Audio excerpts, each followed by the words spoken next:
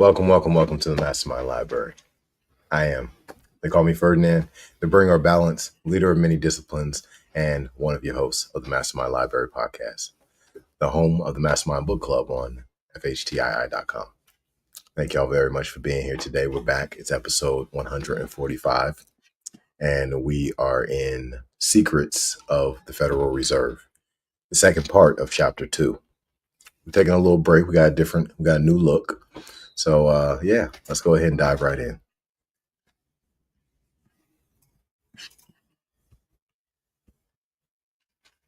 So we've already started chapter 3, but we had to take a pause on our last episode from chapter 3. Why don't y'all go ahead and set your stuff on the ground, and then since you're still writing, you can still write. You can leave your stuff up there. All right, so let's go ahead and get right in here where we left off. In the Senate debate on the Federal Reserve Act, Senator Stone said on December 12, 1913, "The great banks for years have sought to have and control agents in the Treasury to serve their purposes." Let me quote from this World article. "Just as soon as Mr. McAdoo came to Washington, a woman whom the National City Bank had installed in the Treasury Department to get advance information on the condition of banks and other matters of interest to the big Wall Street group, was removed. Immediately, the secretary and the assistant secretary, John Skelton Williams, were criticized severely by the agents of the Wall Street group. I myself have known more than one occasion when bankers refused credit to men who opposed their political views and purposes. When Senator Aldrich and others were going around the country exploiting this scheme, the big banks of New York and Chicago were engaged in, raising a munificent fund to bolster up the Aldrich propaganda. I have been told by bankers of my own state that contributions to this exploitation fund has been demanded of them, and that they had contributed because they were afraid of being blacklisted or boycotted. There are bankers of this country who are enemies of the public welfare. In the past, a few great banks have followed policies and projects that have paralyzed the industrial energies of the country to perpetuate their tremendous power over financial and business industries of America." Carter Glass states in his autobiography that he was summoned by Woodrow Wilson to the White House, and that Wilson told him he intended to make the federal... Calm down.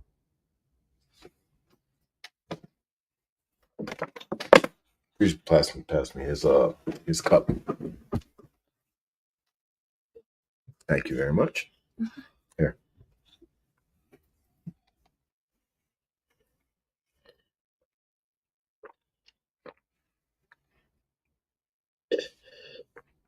You doing all right?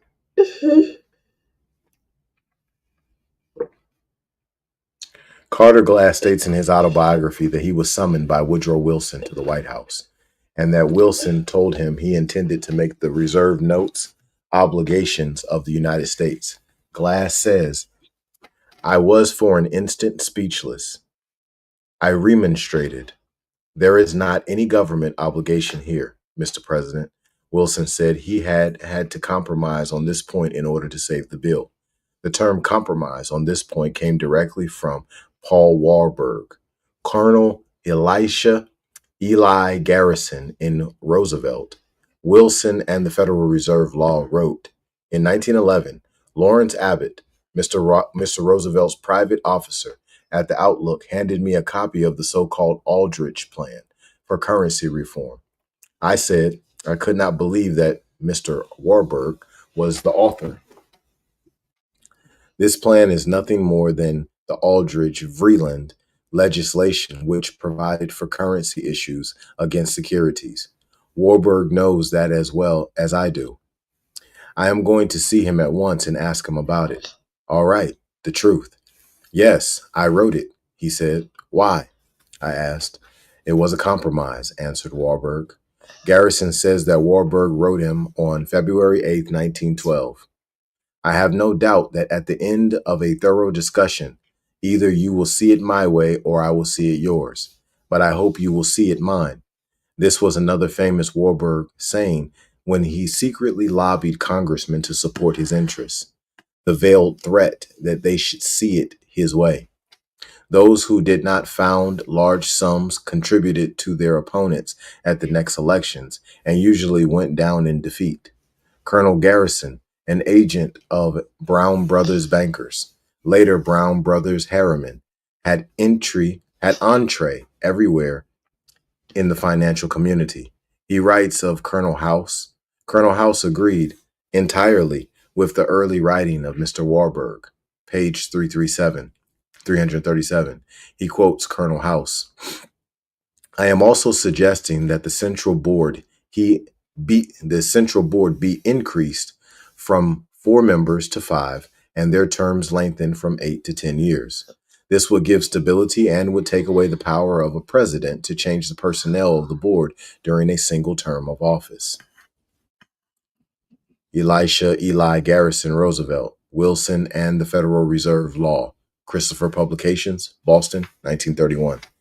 House's phrase, take away the power of a president, is significant because later presidents found themselves helpless to change the direction of the government because they did not have the power to change the composition of the Federal Reserve Board to attain a majority on it during that president's term of office.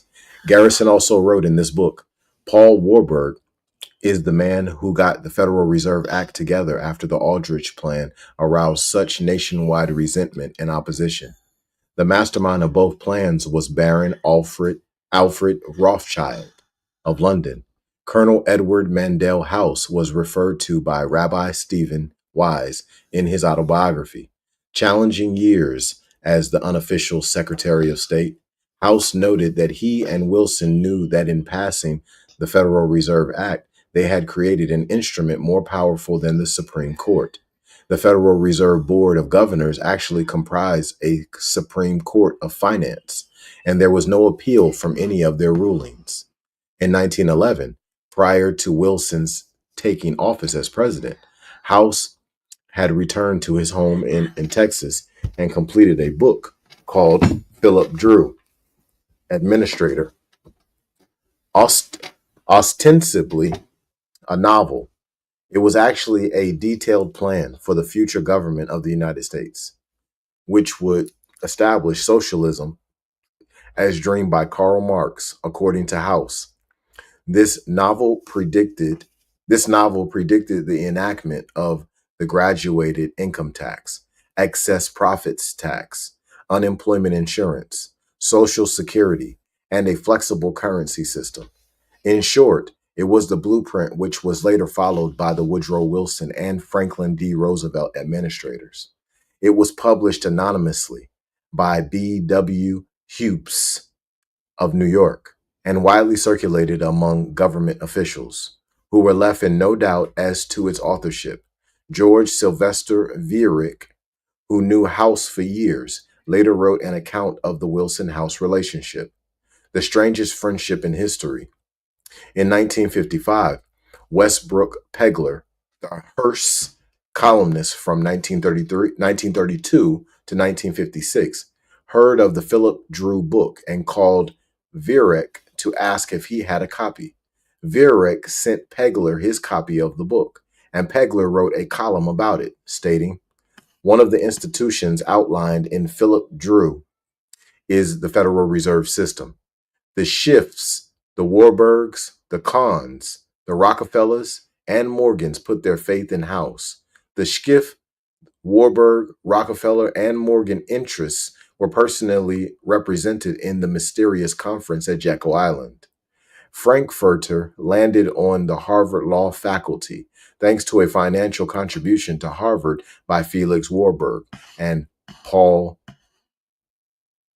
C. House note in biographies. See Viereck note in biographies.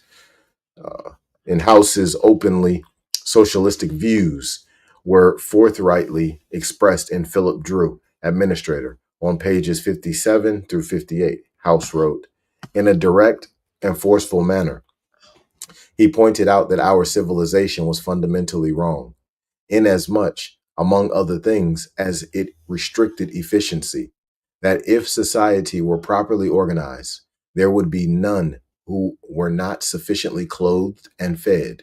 The result, that the laws, habits, and ethical training in vogue were alike responsible for the inequalities in opportunity and the consequent wide difference between the few and the many, that the results of such conditions was to render inefficient a large part of the population, the percentage differing in each country in the ratio that education and enlightenment and unselfish laws bore to ignorance, bigotry, and selfish laws.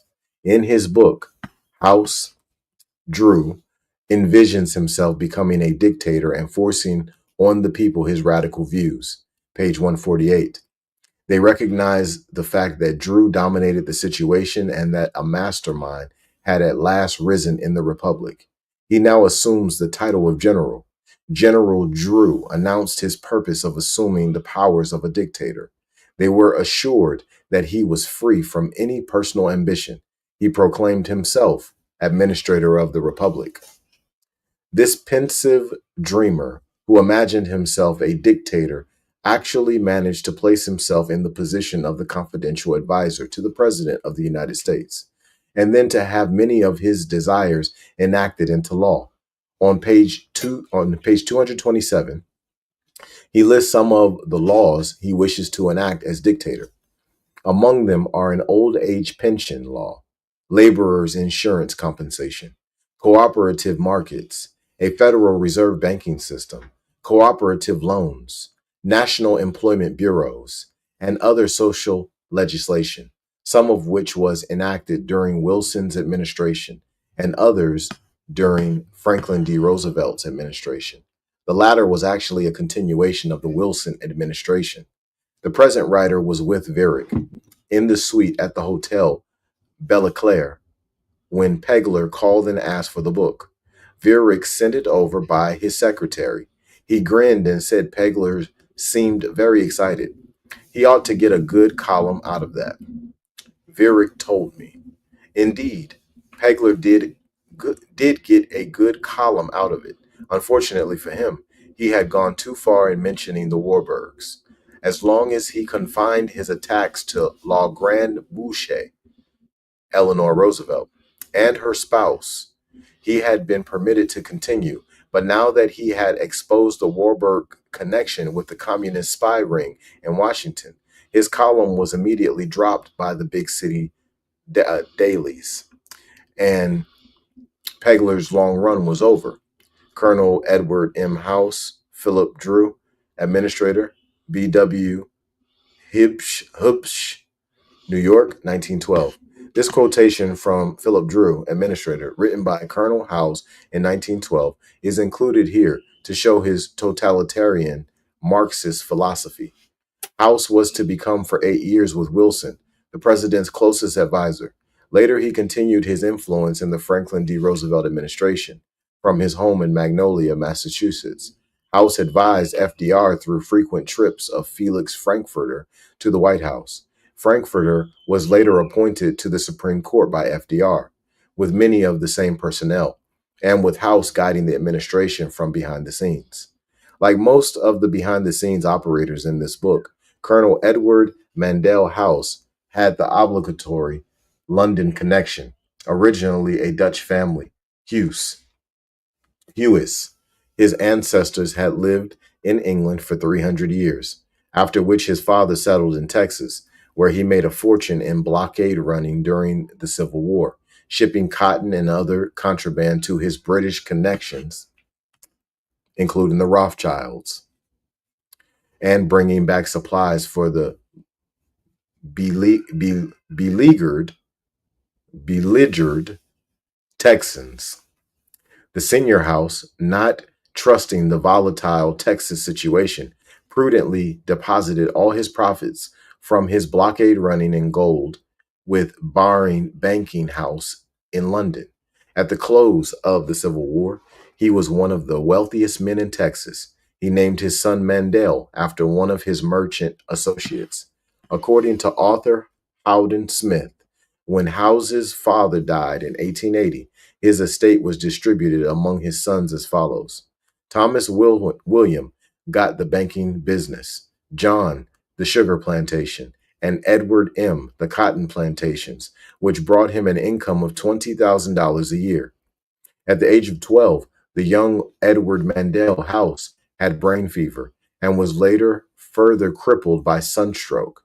He was a semi-invalid, and his ailments gave him an odd oriental appearance. He never entered any profession, but used his father's money to become the kingmaker of Texas politics, successively electing 5 governors from 1893 to 1911. In 1911, he began to support Wilson for president, and through the crucial Texas delegation to watch him, which ensured his nomination. House met Wilson for the first time at the Hotel Gotham, May 31st, 1912. In The Strangest Friendship in History, Woodrow Wilson and Colonel House by George Sylvester Viereck. Viereck writes, "What?" I asked House. "Cemented your friendship. The identity of our temperaments and our public policies," answered House. "What was your purpose and his? To translate into legislation certain liberal and progressive ideas?" House told Viereck that when he went to Wilson at the White House, he handed him $35,000. This was exceeded only by the $50,000 which Bernard Baruch had given Wilson. The successful enactment of House's programs did not escape the notice of other Wilson associates. In Volume 1, page 157 of the Intimate Papers of Colonel House, House notes, cabinet members like Mr. Lane and Mr. Bryan commented upon the influence of Drew with the president. "All that the book has said should be," wrote Lane, "comes about. The president comes to Philip Drew in the end." House recorded some of his efforts on behalf of the Federal Reserve Act in the Intimate Papers of Colonel House, December 19th, 1912. I talked with Paul Warburg over the phone concerning currency reform. I told of my trip to Washington and what I had done there to get in working order. I told him that the Senate and the congressmen seemed anxious to do what he desired, and that President-elect Wilson thought straight concerning the issue. Thus, we have Warburg's agent in Washington, Colonel House, assuring him that the Senate and congressmen will do what he desires, and that the president-elect thought straight concerning the issue.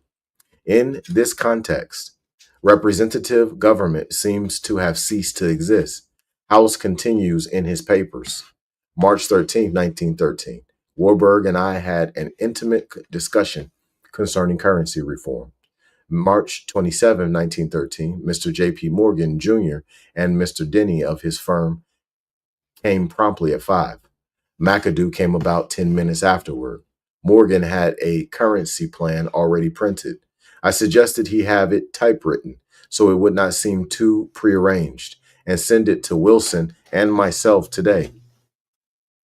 July 23, 1913. I tried to show Mayor Quincy of Boston the folly of the Eastern bankers taking an antagonistic attitude towards the currency bill. I explained to Major Henry Higginson with what care the bill had been framed. Just before he arrived, I had finished a review by Professor Sprague of Harvard of Paul Warburg's criticism of the Glass-Owen bill, and will transmit it to Washington tomorrow. Every banker known to Warburg who knows the subject practically has been called up about the making of the bill. October 13, 1913. Paul Warburg was my first caller today. He came to discuss the currency measure. There are many features of the Owen Glass bill that he does not approve. I promised to put him in touch with McAdoo and Senator Owen so that he might discuss it with them. November 17, 1913. Paul Warburg telephoned about his trip to Washington. Later, he and Mr. Jacob Schiff came over for a few minutes. George Sylvester Viereck, in The Strangest Friendship in History, Woodrow Wilson and Colonel House wrote, "The Schiffs, the Warburgs, the Kahns, the Rockefellers, The Morgans put their faith in House. When the Federal Reserve legislation at last assumed definite shape, House was the intermediary between the White House and the financiers. On page 45, Viereck notes, Colonel House looks upon the reform of the monetary system as the crowning internal achievement of the Wilson administration. Lay him down and I'll continue.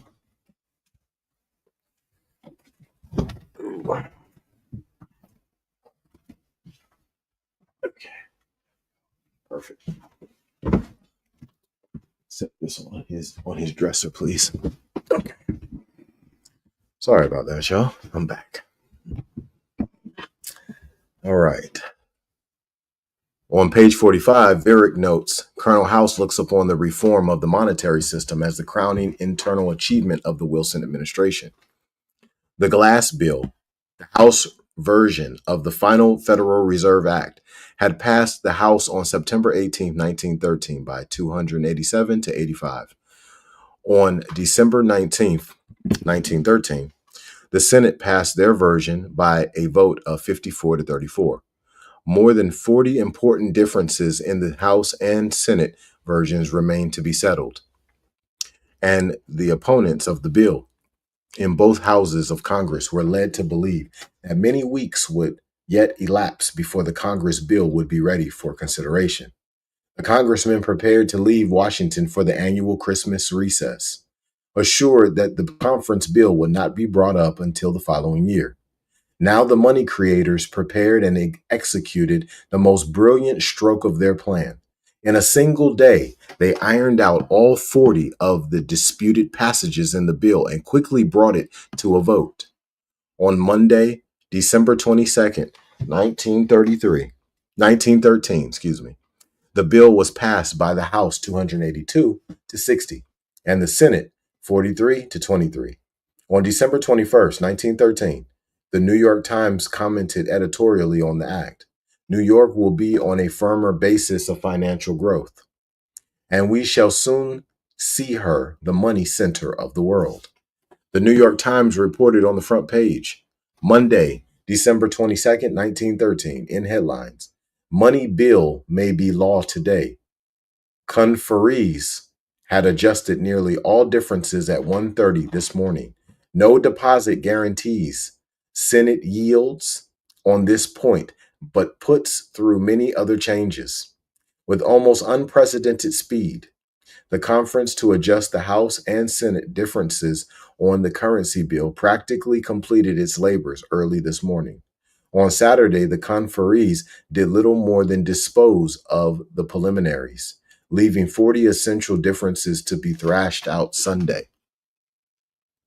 No other legislation of importance will be taken up in either House or Congress this week. Members of both houses are already preparing to leave Washington. Unprecedented speed, says the New York Times. One sees the fine hand of Paul Warburg in this final strategy. Some of the bill's most vocal critics had already left Washington.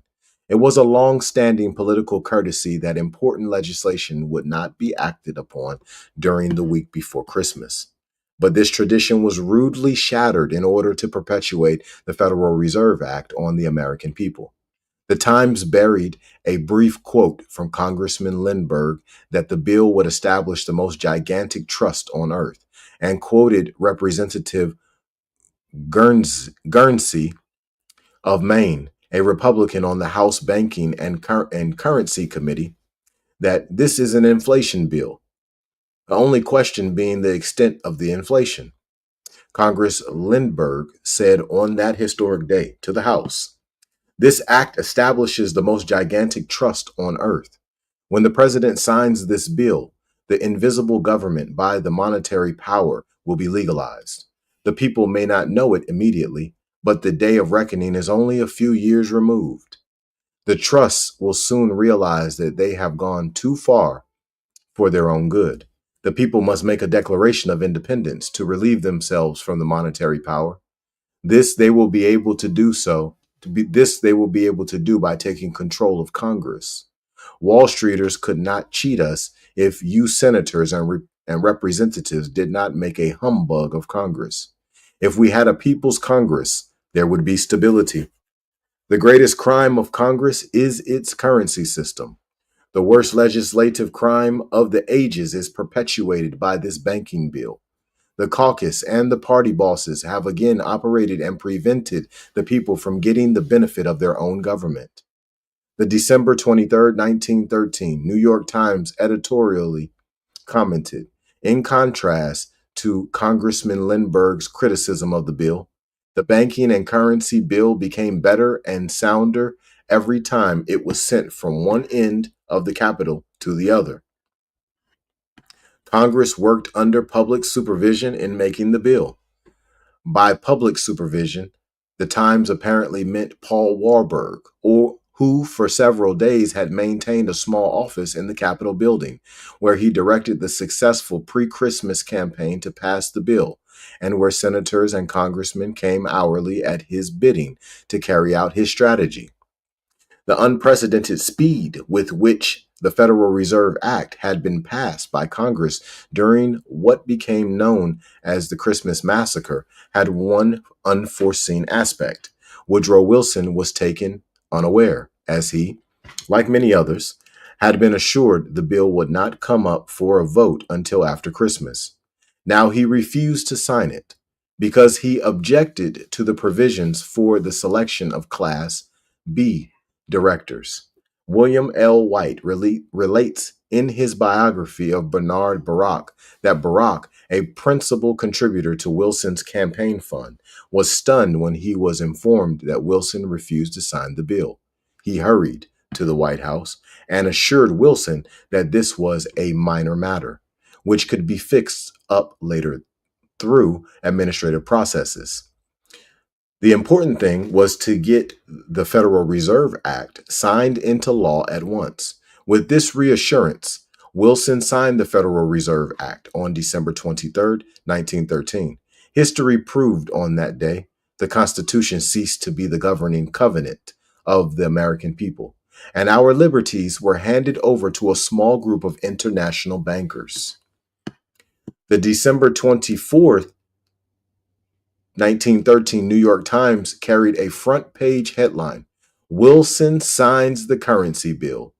Below it, also in capital letters, were two further headlines, Prosperity to be free and Will help every class.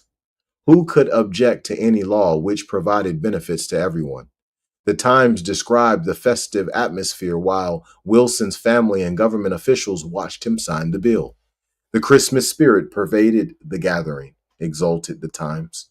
In his biography of Carter Glass, Rixey Smith states that those present at the signing of the bill included Vice President Marshall, Secretary Bryan, Carter Glass, Senator Owen, Secretary McAdoo, Speaker Champ Clark, and other Treasury officials. None of the real writers of the bill, the draftees of Jekyll Island, were present. They had prudently absented themselves from the scene of their victory. Rixey Smith also wrote, it was as though Christmas had come 2 days early. On December 24th, 1913, Jacob Skiff wrote to Colonel House, my dear Colonel House, I want to say a word to you for the silent, but no doubt effective work you have done in the interests of currency legislation, and to congratulate you that the measure has finally been enacted into law. I am with good wishes, faithfully yours, Jacob Skiff. Representative Moore of Kansas, in commenting on the passage of the act, said to the House of Representatives, the President of the United States now becomes the absolute dictator of all the finances of the country. He appoints a controlling board of 7 men, all of whom belong to his political party, even though it is a minority. The Secretary of the Treasury is to rule supreme whenever there is a difference of opinion between himself and the Federal Reserve Board. And only one member of the board is to pass out of office while the president is in office. The 10-year terms of office of the members of the board were lengthened by the Banking Act of 1935 to 14 years, which meant that these directors of the nation's finances, although not elected by the people, held office longer than 3 presidents. While Colonel House, Jacob Skiff, and Paul Warburg basked in the glow of a job well done, the other actors in this drama were subject to later afterthoughts. Woodrow Wilson wrote in 1916, National Economy and the Banking System, Senator Doc number 3, number 223, 76 Congress, first session, 1939. Our food of credit is concentrated in the Federal Reserve System. The growth of the nation, therefore, and all our activities are in the hands of a few men. When he was asked by Clarence W. Barron whether he approved of the bill as it was finally passed, Warburg remarked, "Well, it hasn't gotten quite everything we want, but the lack can be adjusted later by administrative processes." Woodrow Wilson and Carter Glass are given credit for the act by most contemporary historians, but of all those concerned, Wilson had least to do with congressional action on the bill. George Creel, a veteran Washington correspondent, wrote in Harper's Weekly, June 26, 1915, as far as the Democratic Party was concerned, Woodrow Wilson was without influence, save for the patronage he possessed. It was Bryan who whipped Congress into line on the tariff bill, on the Panama Canal tolls repeal, and on the currency bill. Mr. Bryan later wrote, "That is the one thing in my public career that I regret, my work to secure the enactment of the Federal Reserve Law." On December 25th, 1913, the nation pointed out that the New York stock market began to rise steadily upon news that the Senate was ready to pass the Federal Reserve Act. This belies the claim that the Federal Reserve Act was a monetary reform bill. The New York Stock Exchange is generally considered an accurate barometer of the true meaning of any financial legislation passed in Washington. Senator Aldrich also decided that he no longer had misgivings about the Federal Reserve Act. In a magazine which he owned and which he called The Independent, he wrote in July 1914, "Before the passage of this act, the New York bankers could only dominate the reserves of New York. Now we are able to dominate the bank reserves of the entire country." H.W. Locke denounced the Federal Reserve Act in the Great Conspiracy of the House of Morgan.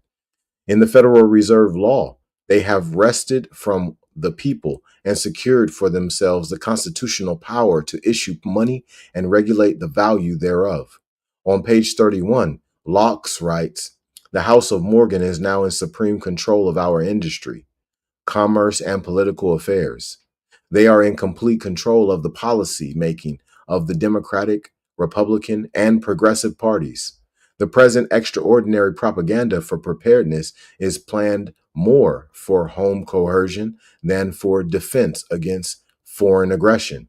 The signing of the Federal Reserve Act by Woodrow Wilson represented the culmination of years of collusion with his intimate friend, Colonel House, and Paul Warburg. One of the men with whom House became acquainted in the Wilson administration was Franklin D. Roosevelt, Assistant Secretary of the Navy. As soon as he obtained the Democratic nomination for president in 1932, Franklin D. Roosevelt made a pilgrimage to Colonel House's home at Magnolia, Massachusetts. Roosevelt, after the Republican hiatus of the 1920s, filled in the goals of Philip Drew, Administrator 23, which Wilson had not been able to carry out. The late Roosevelt achievements included the enactment of the Social Security program, excess profits tax, and the expansion of the graduated income tax to 90% of earned income. House's biographer, Charles Seymour, wrote, "He was wearied by the details of party politics and appointments. Even the share he had taken in constructive domestic legislation, the Federal Reserve Act, tariff revision, and the income tax amendment did not satisfy him. From the beginning of 1914, he gave more and more of his time to what he regarded as the highest form of politics and that for which he was particularly suited, international affairs. In 1938, shortly before he died, House told Charles Seymour, "During the last 15 years, I have been close to the center of things. Although few people suspect it, no important foreigner has come to the United States without talking to me. I was close to the movement that nominated Roosevelt. He has given me free hand in advising him. All the ambassadors have reported to me frequently. A comparative print of the Federal Reserve Act of 1913, as passed by the House of Representatives and amended by the Senate, shows the following striking change. The Senate struck out to suspend the officials of Federal Reserve banks for cause, stated in writing with opportunity of hearing, required the removal of said official for incompetency, dereliction of duty, fraud, or deceit, such removal to be subject to approval by the President of the United States. This was changed by the Senate to read, to suspend or remove any officer or director of any Federal Reserve Bank. The cause of such removal to be forthwith communicated in writing by the Federal Reserve Board to the removed officer or director and to said bank. This completely altered the conditions under which an officer or director might be removed. We no longer know what the conditions or for removal are, or the clause. Apparently, incompetency, dereliction of duty, fraud, or deceit do not matter to the Federal Reserve Board. Also, the removed officer does not have the opportunity of repeal to the president. In answer to written inquiry, the Assistant Secretary of the Federal Reserve Board replied that only one officer has been removed for cause in the 36 years. The name and details of this matter being a private concern between the individual, the Reserve Bank concerned, and the Federal Reserve Board. The Federal Reserve System began its operations in 1914 with the activity of the Organization Committee, appointed by Woodrow Wilson and composed of Secretary of the Treasury, William McAdoo, who was his son-in-law, Secretary of Agriculture, Houston, and Comptroller of the Currency, John Skelton Williams. On January 6, 1914, J.P. Morgan met with the organizing committee in New York. He informed them that there should not be more than 7 regional districts in the new system. This committee was to select the locations of the decentralized reserve banks. They were empowered to select from 8 to 12 reserve banks. Although J.P. Morgan had testified, he thought that not more than 4 should be selected. Much politicking went into the selection of these sites, as the 12 cities thus favored would become enormously important as centers of finance. New York, of course, was a foregone conclusion. Richmond was the next selection, as a payoff to Carter Glass and Woodrow Wilson, the 2 Virginians who had been given political credit for the Federal Reserve Act. The other selections of the committee were Boston, Philadelphia, Cleveland, Chicago, St. Louis, Atlanta, Dallas, Minneapolis, Kansas City, and San Francisco. All of these cities later developed important financial districts as the result of this selection. These local battles, however, paled in view of the complete dominance of the Federal Reserve Bank of New York in the system. Ferdinand Lundberg pointed out in America's 60 Families that, in practice, the Federal Reserve Bank of New York became the fountainhead of the system of 12 regional banks. For New York was the money market of the nation. The other 11 banks were so many expensive mausoleums erected to solve the local pride and quell the Jacksonian fears of the hinterland. Benjamin Strong, president of the Bankers Trust, J.P. Morgan, was selected as the first governor of the New York Federal Reserve Bank. Adept in high finance, Strong for many years manipulated the country's monetary system at the discretion of directors representing the leading New York banks. Under Strong, The reserve system was brought into interlocking relations with the Bank of England and the Bank of France. Benjamin Strong held his position as governor of the Federal Reserve Bank of New York until his sudden death in 1928. During a congressional investigation of the secret meetings between reserve governors and heads of European central banks, which brought on the Great Depression of 1929 through 31.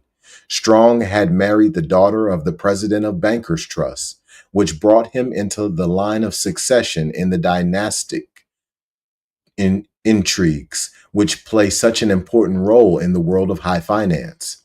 He also had been a member of the original Jekyll Island Group, the First Name Club, and was thus qualified for the highest position in the Federal Reserve System as the governor of the Federal Reserve Bank of New York, which dominated the entire system. Paul Warburg also is mentioned in J. Lawrence Laughlin's definitive volume, The Federal Reserve Act, Its Origins and Purposes. Mr. Warburg of Kun Loeb Company offered in March 1910 a fairly well thought out plan to be known as the United Reserve Bank of the United States. This was published in the New York Times of March 24, 1910. The group interested in the purposes of the National Monetary Commission met secretly at Jekyll Island for about 2 weeks in December 1910 and concentrated on the preparation of a bill to be presented to Congress by the National Monetary Commission. The men who were present at Jekyll Island were Senator Aldrich, H.P. Davidson of J.P. Morgan Company, Paul Warburg of Kuhn Loeb Company, Frank Vanderlip of the National City Bank, and Charles D. Norton of the First National Bank. No doubt the ablest banking mind in the group was that of Mr. Warburg, who had had a European banking training. Senator Aldrich had no special training in banking. A mention of Paul Warburg written by Harold Keelock and titled Warburg the Revolutionist appeared in the Century magazine, May 1915. Keelock writes, he imposed his ideas on a nation of 100 million people. Without Mr. Warburg, there would have been no Federal Reserve Act. The banking house of Warburg and Warburg in Hamburg has always been strictly a family business. None but a Warburg has been eligible for it, but all Warburgs have been born into it. In 1895, he married the daughter of the late Solomon Loeb of Kuhn Loeb Company. He became a member of Kuhn Loeb Company in 1902. Mr. Warburg's salary from his private business has been approximately $500,000 a year. Mr. Warburg's motives had been purely those of patriotic self-sacrifice. The true purposes of the Federal Reserve Act soon began to disillusion many who had at first believed in its claims. W. H. Allen wrote in Moody's Magazine, 1916, the purpose of the Federal Reserve Act was to prevent concentration of money in the New York banks by making it profitable for country bankers to use their funds at home. But the movement of currency shows that the New York banks gained from the interior in every month except December 1915. Since the act went into effect, the stabilization of rates has taken place in New York alone. In other parts, high rates continue. The act, which was to deprive Wall Street of its funds for speculation, has really given the bulls and the bears such a supply as they have never had before. The truth is that far from having clogged the channel to Wall Street, as Mr. Glass so confidently boasted, it actually widened the old channels and opened up the new ones. The first of these leads directly to Washington and gives Wall Street a string on all the surplus cash in the United States Treasury. Besides, in the power to issue banknote currency, it furnishes an inexhaustible supply of credit money. The second channel leads to the great central banks of Europe, whereby, through the sale of acceptances, virtually guaranteed by the United States government, Wall Street is granted immunity from foreign demands for gold, which have precipitated every great crisis in our history. For many years, there has been considerable mystery about who actually owns the stock of the Federal Reserve banks. Congressman Wright Patman, leading critic of the system, tried to find out who the stockholders were. The stock in the original 12 regional Federal Reserve banks was purchased by national banks in those 12 regions. Because the Federal Reserve Bank of New York was to set the interest rates and direct open market operations, thus controlling the daily supply and price of money throughout the United States, it is the stockholders of that bank who are the real directors of the entire system. For the first time, it can be revealed who those stockholders are. This writer has the original organization certificates of the 12 Federal Reserve banks, giving the ownership of shares by the national banks in each district. The Federal Reserve Bank of New York issued 203,053 shares. And as filed with the Comptroller of the Currency, May 19, 1914, the large New York City banks took more than half of the outstanding shares. The Rockefeller Kuhn Loeb controlled National City Bank took the largest number of shares of any bank, 30,000 shares. Excuse me. JP Morgan's First National Bank took 15,000 shares. When these two banks merged in 1955, they owned in one block almost one-fourth of the shares in the Federal Reserve Bank of New York, which controlled the entire system. And thus they could name Paul Volcker or anyone else they chose to be chairman of the Federal Reserve Board of Governors. Chase National Bank took 6,000 shares. The Marine National Bank of Buffalo, later known as Marine Midland, took 6,000 shares. This bank was owned by the Skolkofe family, which controlled Niagara Power Company and other large interests. National Bank of Commerce of New York City took 21,000 shares. The shareholders of these banks, which owned the stock of the Federal Reserve Bank of New York, are the people who have controlled our political and economic destinies since 1914. They are the Rothschilds of Europe, Lazard Freres, Eugene Meyer, Kuhn Loeb Company, Warburg Company, Lehman Brothers, Goldman Sachs, the Rockefeller family, and the J.P. Morgan interests. These interests have merged and consolidated in recent years so that the control is much more concentrated. National Bank of Commerce is now Morgan Guaranty Trust Company. Lehman Brothers has merged with Cohn Loeb Company. First National Bank has merged with the National City Bank. And in the other 11 Federal Reserve districts, these same shareholders indirectly own or control shares in those banks, with the other shares owned by the leading families in those areas who own or control the principal industries in these regions. The local families set up regional councils on orders from New York of such groups as the Council on Foreign Relations, the Trilateral Commission, and other instruments of control devised by their masters. They finance and control political developments in their area, name candidates, and are seldom successfully opposed in their plans.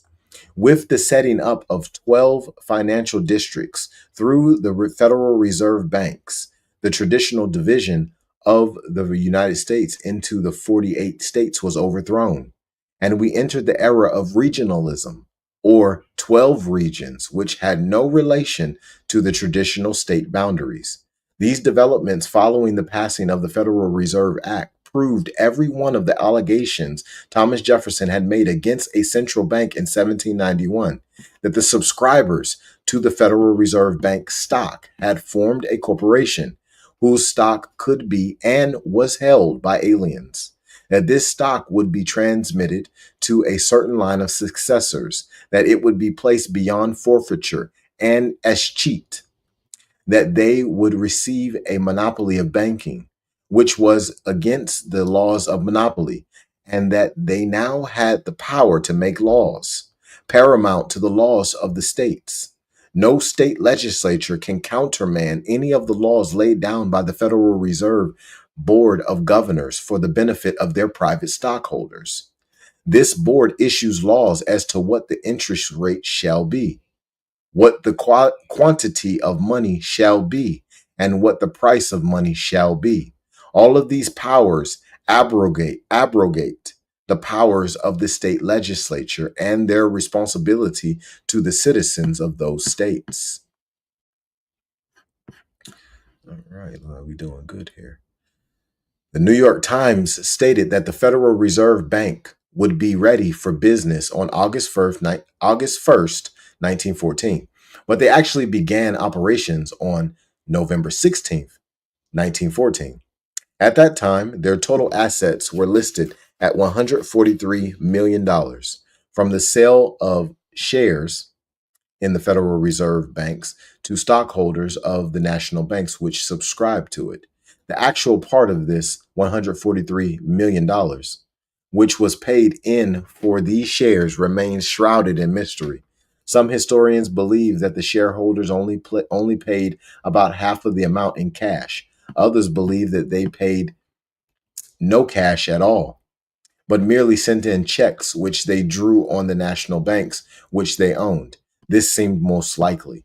That from the very outset, the Federal Reserve operations were paper issued against paper. That bookkeeping entries comprised the only values which change hands. The men whom President Woodrow Wilson chose to make up the first Federal Reserve Board of Governors were men drawn from the banking group. He had been nominated for the presidency by the Democratic Party, which had claimed to represent the common man against the vested interests. According to Wilson himself, he was allowed to choose only one man for the Federal Reserve Board. The others were chosen by the New York bankers. Wilson's choice was Thomas D. Jones, a trustee of Princeton and director of International Harvester and other corporations.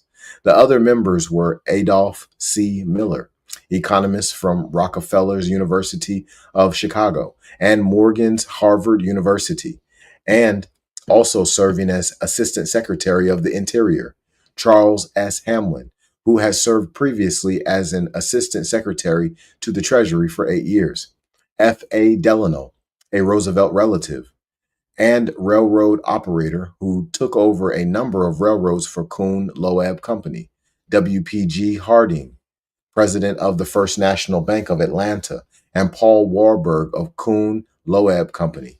According to the intimate papers of Colonel House, Warburg was appointed because the president accepted House's suggestion of Paul Warburg of New York because of his interests and experience in currency problems under both Republican and Democratic administrations. Like Warburg, Delano had also been born outside the continental limits of the United States, although he was an American citizen.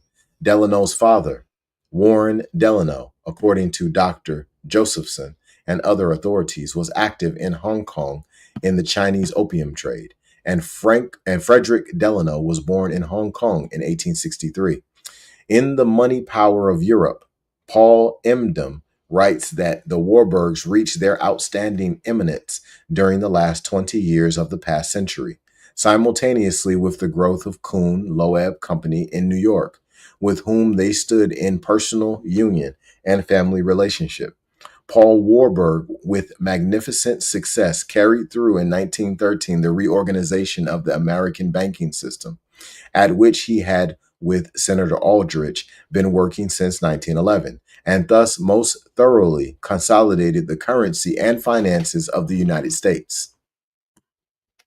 The New York Times had noted on May 6, 1914, that Paul Warburg had retired from Kuhn Loeb Company in order to serve on the Federal Reserve Board, although he had not resigned his directorship of American Surety Company, Baltimore and Ohio Railroad, National Railways of Mexico, Wells Fargo, or Westinghouse Electric Corporation, but would continue to serve on these boards of directors, who's who listed him as holding these directorships, and in addition, American IG Chemical Company, branch of IG Farben, AGFA Ansco Corporation, Westinghouse Acceptance Company, Warburg Company of Amsterdam, chairman of the board of International Acceptance Bank, and numerous other banks, railways and corporations. Kuhn, Loeb, and Company with Warburg have 4 votes, or the majority of the Federal Reserve Board. Despite his retirement from Kuhn Loeb Company in May of 1914 to serve on the Federal Reserve Board of Governors, Warburg was asked to appear before a Senate subcommittee in June of 1914 and answer some questions about his behind-the-scenes role in getting the Federal Reserve Act through Congress. This might have meant some questions about the secret conference in Jekyll Island, and Warburg refused to appear. On July 7, 1914, he wrote a letter to G.M. Hitchcock, chairman of the Senate Banking and Currency Committee, stating that it might impair his usefulness on the board if he were required to answer any questions, and that he would therefore withdraw his name. It seemed that Warburg was prepared to bluff the Senate committee into confirming him without any questions asked. On July 10, 1914, the New York Times defended Warburg on the editorial page and denounced the senatorial inquisition. Since Warburg had not yet been asked any questions, the term inquisition seemed remarkably inappropriate, nor was there any real danger that the senators were preparing to use instruments of torture on Mr. Warburg. The imbroglio was resolved when the Senate committee, in abject surrender, agreed that Mr. Warburg would be given a list of questions in advance of his appearance so that he could go over them, and that he could be excused from answering any questions which might tend to impair his service on the board of governors. The Nation reported on July 23, 1914, that Mr. Warburg finally had a conference with Senator O'Gorman and agreed to meet the members of the Senate subcommittee informally, with a view to coming to an understanding and to giving them any reasonable information they might desire. The opinion in Washington is that Mr. Warburg's confirmation is assured. The Nation was correct. Mr. Warburg was confirmed, the way having been smoothed by his fixer, Senator O'Gorman of New York, more familiarly known as the senator from Wall Street. Senator Robert L. Owen had previously charged that Warburg was the American representative of the Rothschild family, but questioning him about this would indeed have smacked of the medieval Inquisition, and his fellow senators were too civilized to indulge in such barbarity. During the Senate hearings on Paul Warburg before the Senate Banking and Currency Committee, August 1st, 1914, Senator Bristow asked, "How many of these partners of Kuhn Loeb Company are American citizens?" Warburg: "They are all American citizens except Mr. Kahn. He is a British subject." Bristow: "He was at one time a candidate for Parliament, was he not?" Warburg: "There was talk about it. It had been suggested, and he had it in his mind." Paul Warburg also stated to the committee, "I went to England, where I stayed for 2 years, first in the banking and discount firm of Samuel Montague and Company. After that, I went to France, where I stayed in a French bank." Chairman: "What French bank was that?" Warburg: "It is the Russian Bank for Foreign Trade, which has an agency in Paris." Bristow: "I understand you to say that you were a Republican, but when Mr. Theodore Roosevelt came around, you then became a sympathizer with Mr. Wilson and supported him." Warburg: "Yes." Bristow: "While your brother Felix Warburg was supporting Taft." While your brother Felix Warburg was supporting Taft. Warburg: "Yes." Thus, 3 partners of Kuhn Loeb Company were supporting 3 different candidates for president of the United States. Paul Warburg was supporting Wilson, Felix Warburg was supporting Taft, and Otto Kahn was supporting Theodore Roosevelt. Paul Warburg explained this curious situation by telling the committee that they had no influence over each other's political beliefs, as finance and politics don't mix. Questions about Warburg's appointment vanished in a hue and cry with Wilson's sole appointment to the Board of Governors, Thomas B. Jones. Reporters had discovered that Jones, at the time of his appointment, was under indictment by the Attorney General of the United States. Wilson leaped to the defense of his choice, telling reporters that the majority of the men connected with what we have come to call big business are honest, incorruptible, and patriotic. Despite Wilson's protestations, the Senate Banking and Currency Committee scheduled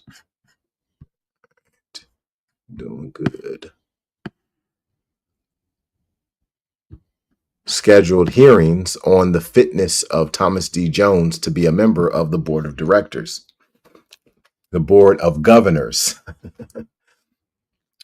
Wilson then wrote a letter to Senator Robert L. Owen, chairman of that committee. White House, June 18th, 1914. Dear Senator Owen, Mr. Jones has always stood for the rights of the people against the rights of privilege.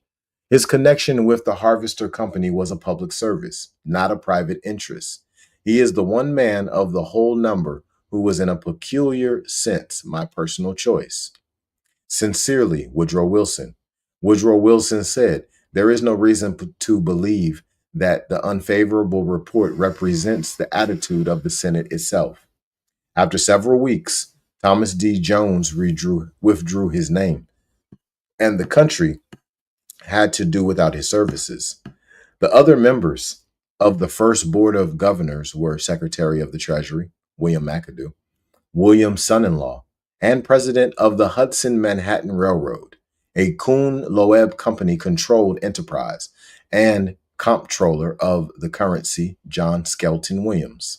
When the Federal Reserve banks were opened for business on November 16, 1914, Paul Warburg said, this date may be considered as the 4th of July in the economic history of the United States. And that concludes Chapter 3. On our next episode, we'll be coming with Chapter 4, the Federal Advisory Council. All right, y'all be blessed, and y'all expose your gift.